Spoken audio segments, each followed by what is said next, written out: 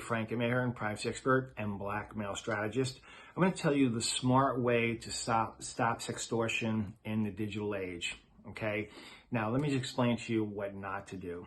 Don't block, ignore, wish, hope, or pray, because none of those things are going to help you. Blackmail is something you must deal with head on and face the fear, the stress, and the troubles, okay?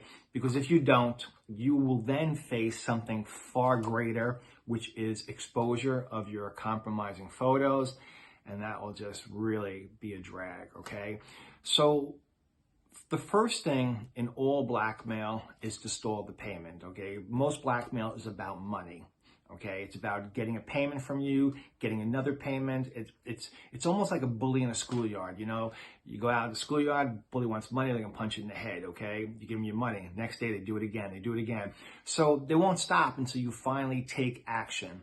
And so stall the payment. I got no cash. I need 24 hours. Now they're going to say to you, no, you better pay now. Show me a copy of your bank account. Send me a screenshot of your credit card. You do not say, look, I don't have a bank account, I don't have a credit card. You know, things are very tough. However, I can borrow money, but it's going to take 24 to 48 hours. So what you're doing is you're changing the conversation. Okay, you're bringing it to this new thing of listen, I need more time, and avoiding the exposure aspect. You're not refusing. You're just basically trying to negotiate the deal.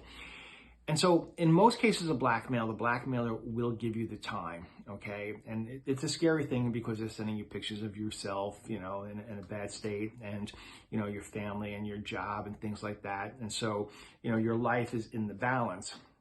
But the problem is if you pay, they just come back for more, and you're right back in the same place. And you're going to say to yourself, God, that guy Frank was right, man. I need to now just stall them. When you stall them, it gives you the opportunity to search for real blackmail help online, whether it be my website or somebody else's, where I take over. You know, I protect your identity, I prevent the exposure, I get rid of them, I deal with the blackmail as you, and I meet it head on. So look, it's really important that you face it and do not block them. I mean, it doesn't mean you can't start going private online by shutting down some social media. You know, whatever you can get off a line is great. I mean, to reduce your footprint, you can opt out of databases, but those are more long-term situations of privacy. So, you know, but whatever you do, don't delete Facebook if you're communicating on Facebook Messenger.